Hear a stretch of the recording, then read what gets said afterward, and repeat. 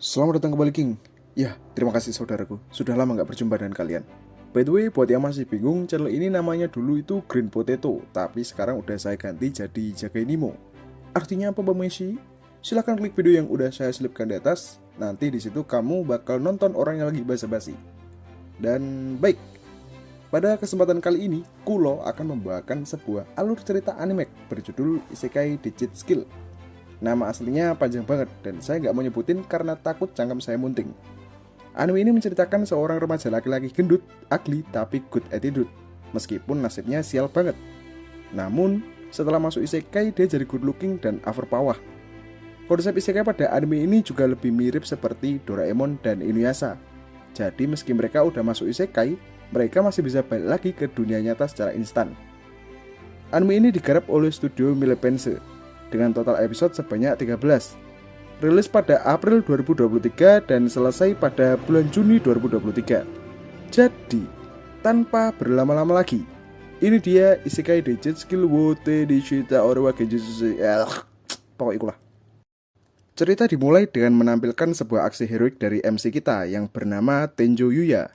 Kala itu, ia tengah menolong seorang gadis cantik seusianya dari aksi pelecehan. Sebagai gantinya, ia dipukuli habis-habisan. Meski pada akhirnya si gadis tadi berhasil selamat. Diperlihatkan juga, Yuya tergolong sebagai anak yang kurang beruntung, di mana ia dengan sengaja dijauhi oleh orang tua dan adik-adiknya. Meski demikian, di sini ada si kakek yang dengan baik hati merawat si Yuya hingga sekarang. Bahkan sampai akhir hayatnya, si kakek juga mewariskan seluruh hartanya kepada Yuya. Tapi sisi pahitnya, Yuya juga harus bekerja paruh waktu untuk mencukupi kebutuhannya. Pada saat upacara kelulusan SMP, Yuya lagi-lagi mendapatkan pembulian dari teman-temannya. Alhasil ia pun terlambat untuk bekerja paruh waktu dan dipecat kala itu juga. Karena depresi, ia pun memukul cermin di kamar mandi rumahnya. Namun ia malah terkejut sebab kedapatan ruang rahasia yang mengantarkannya ke dunia entah berantah. Pada tempat ini, Yuya secara instan menjadi pemilik sah dari properti dan tanah yang ia injak di dunia ini. Rumah ini pula dilengkapi dengan barrier super kuat yang mampu menahan berbagai serangan monster. Pada saat itu, Yuya mencoba untuk mengalahkan satu monster, dan tak disangka usaha itu berhasil dan membuat levelnya di dunia ini kian menaik. Kembali ke dunia tipu-tipu, anjas, di mana Yuya merasakan ada hal yang aneh dalam tubuhnya. Tanpa ia sadari, Yuya sudah berubah menjadi laki-laki tampan berbadan six-pack. Hal ini mendorongnya untuk membeli baju baru untuk upacara penerimaan murid SMA baru. Namun tepat ketika di sana, Yuya kembali mendapatkan bullying yang dilakukan oleh preman sekolah dan kedua adik Yuya. Beruntung, aksi ini dihentikan oleh kedatangan seorang gadis dari SMA Osai yang tak lain adalah gadis yang tempo hari Yuya selamatkan. Dia bernama Hojo Kaori. Kedatangan Hojo tidak lain dan tidak bukan adalah untuk mengucapkan rasa terima kasih karena tempo hari sudah Yuya selamatkan. Sebagai ungkapan rasa terima kasih, Hojo mengajak Yuya untuk bersekolah di Osai.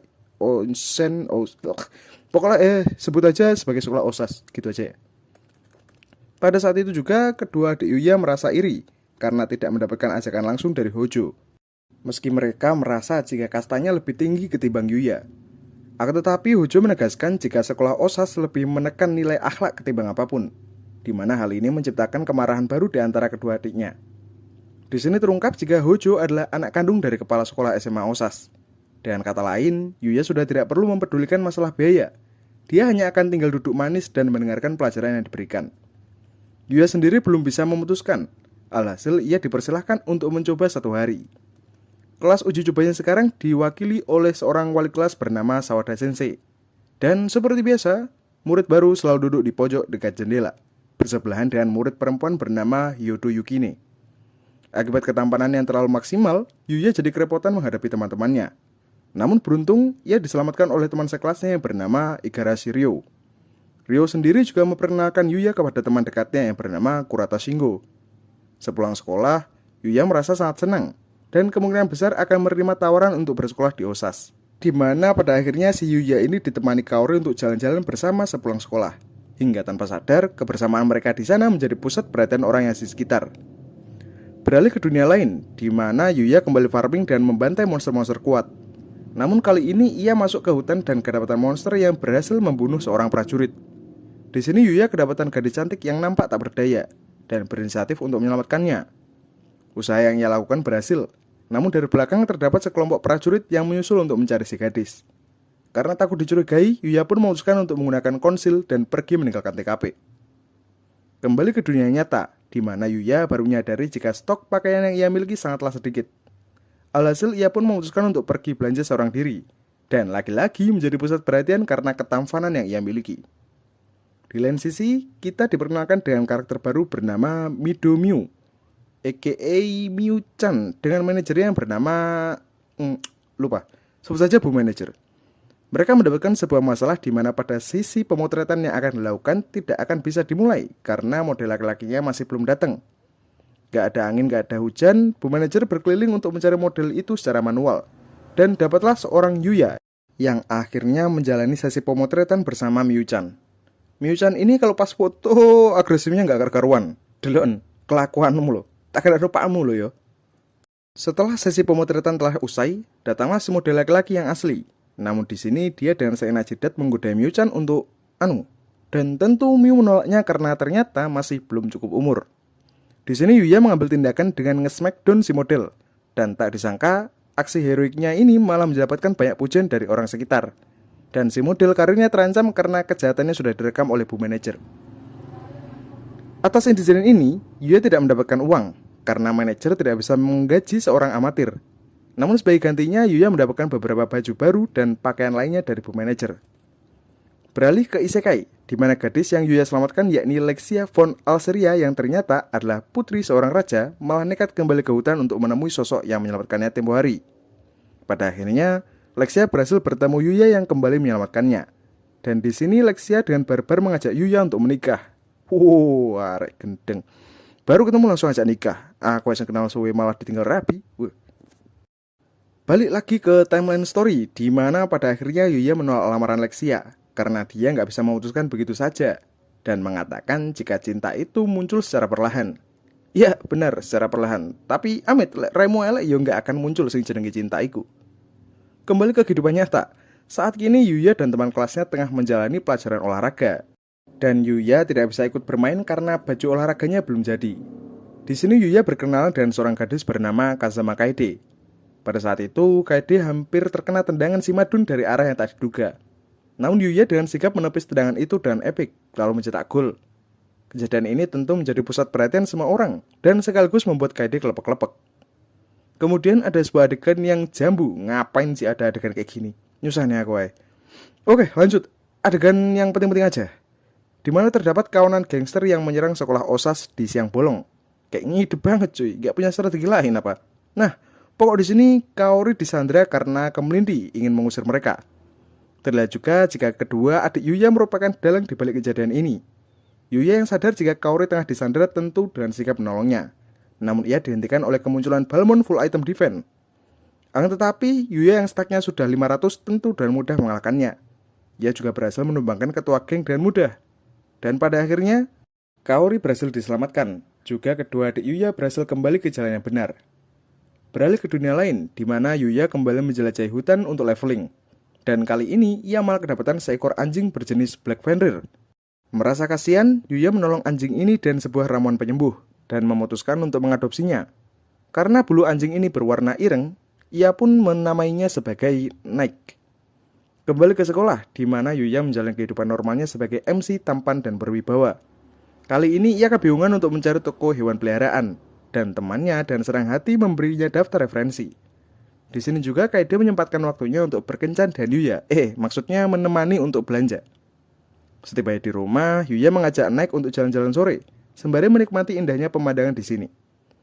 Kala itu, Yuya tanpa sadar bertemu dengan Kaori, dan lagi-lagi menjadi pusat perhatian orang-orang di sana.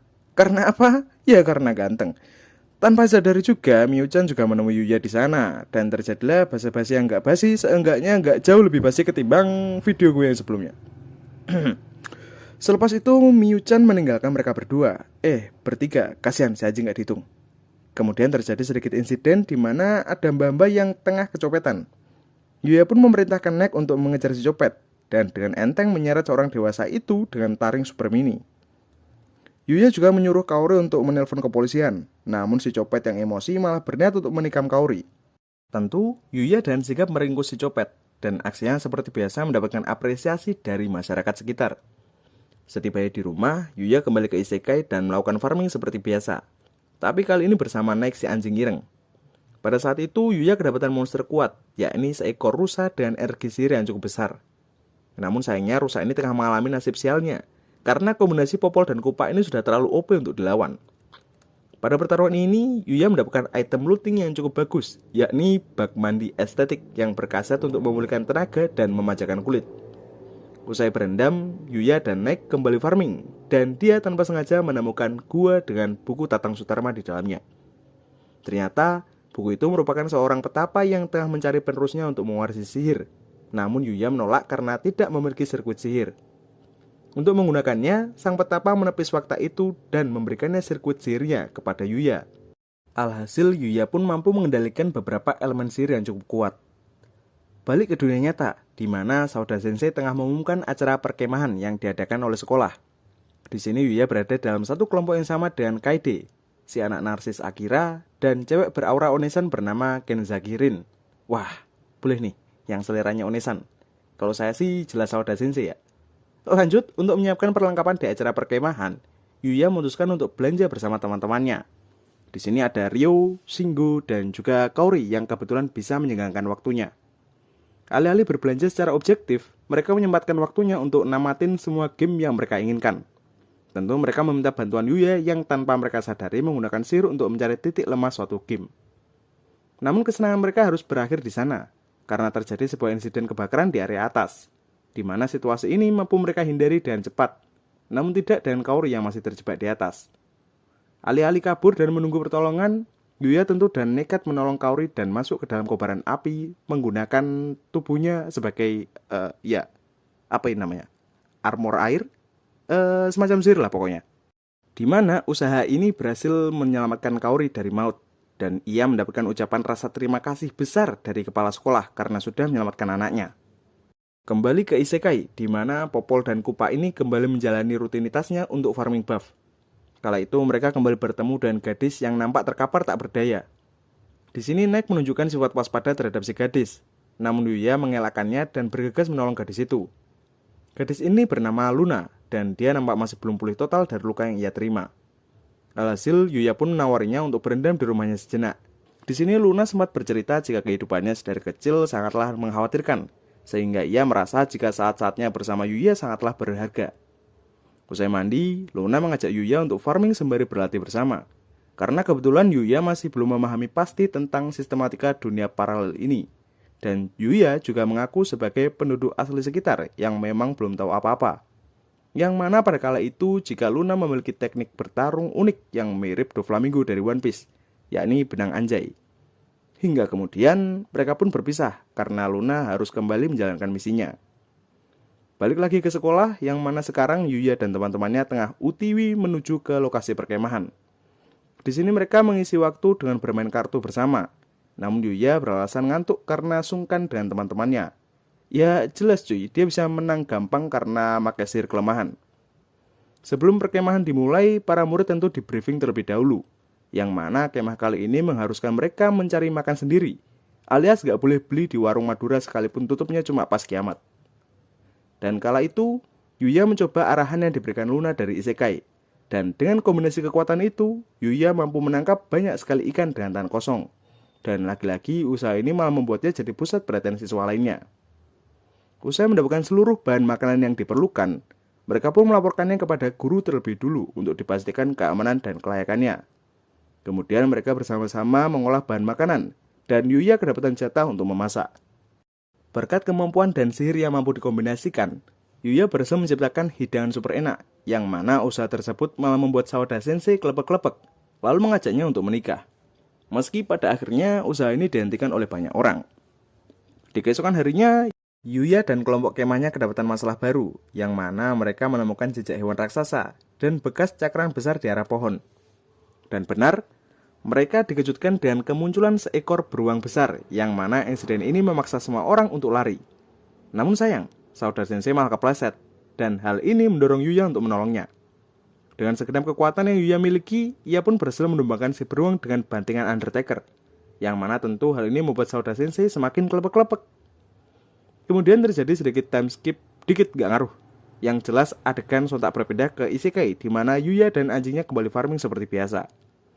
Di sini mereka tanpa sengaja bertemu dengan Lexia dan rombongannya. Namun mereka kedapatan penyerang yang mengincar Lexia, di mana saat itu mampu Yuya kalahkan dengan mudah. Dan ternyata dia adalah Luna. Yap, Luna adalah pembunuh yang disewa oleh suatu organisasi untuk membunuh Lexia.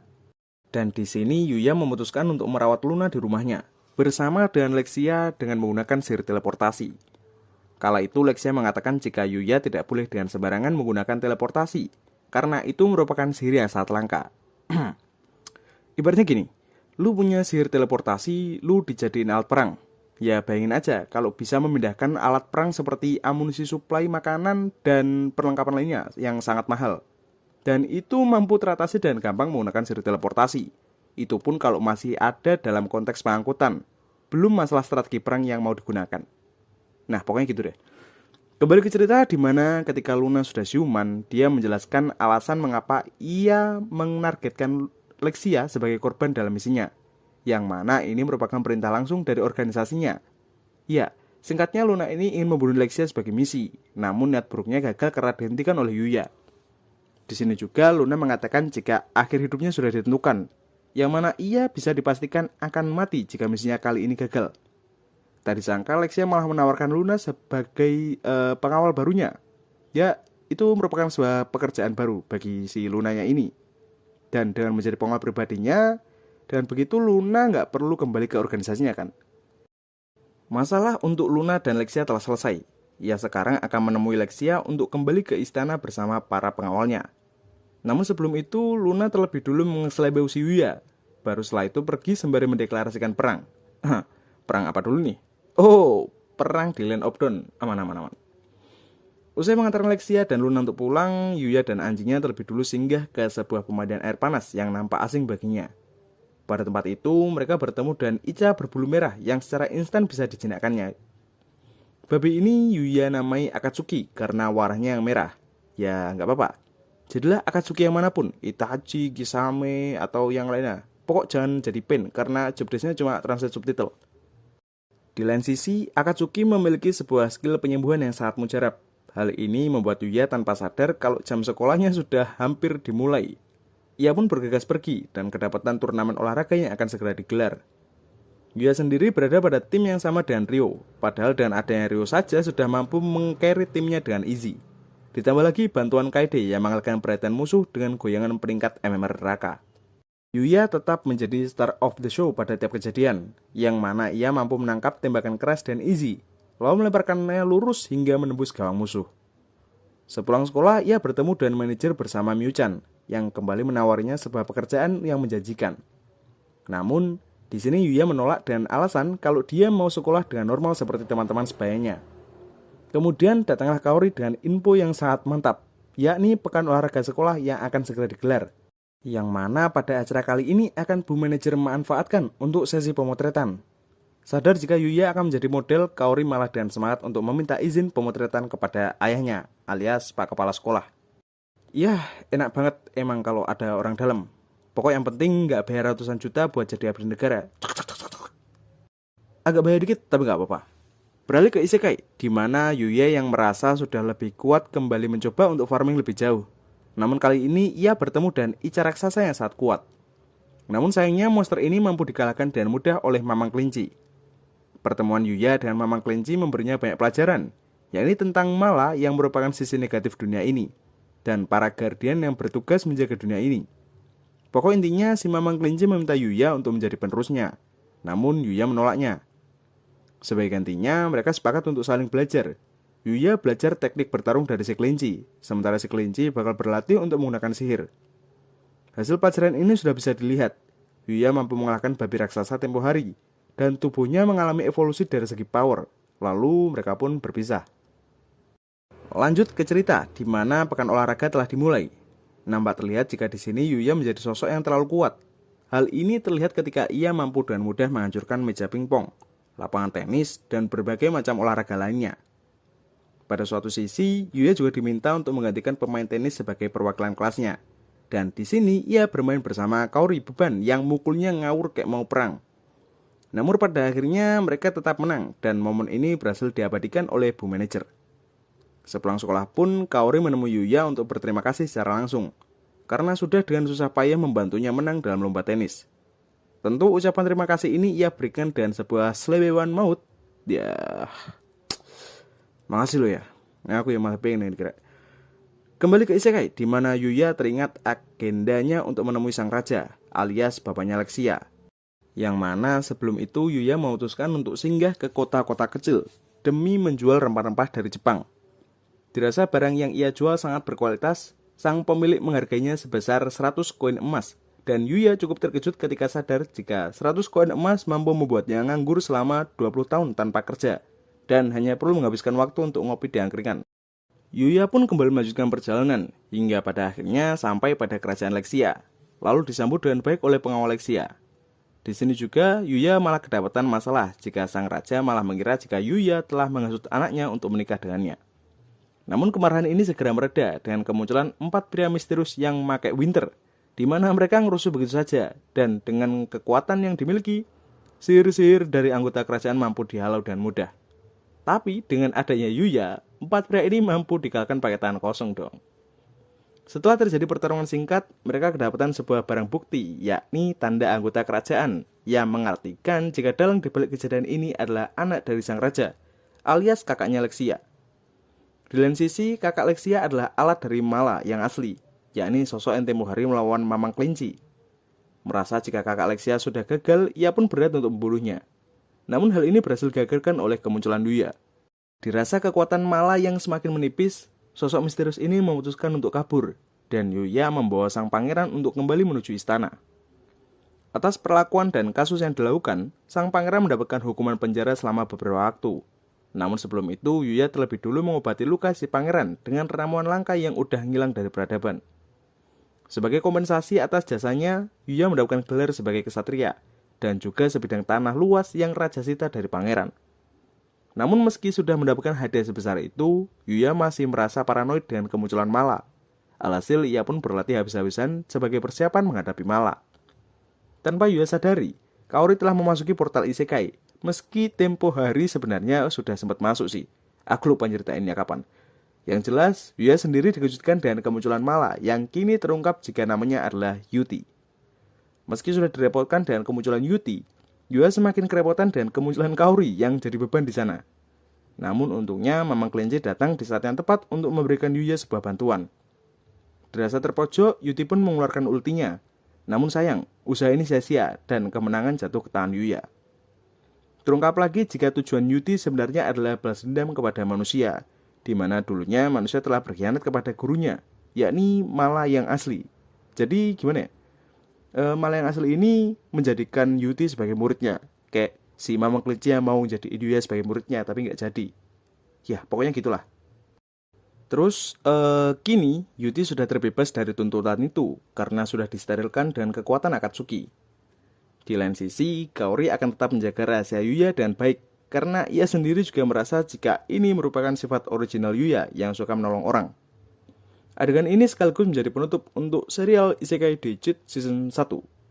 Tamat.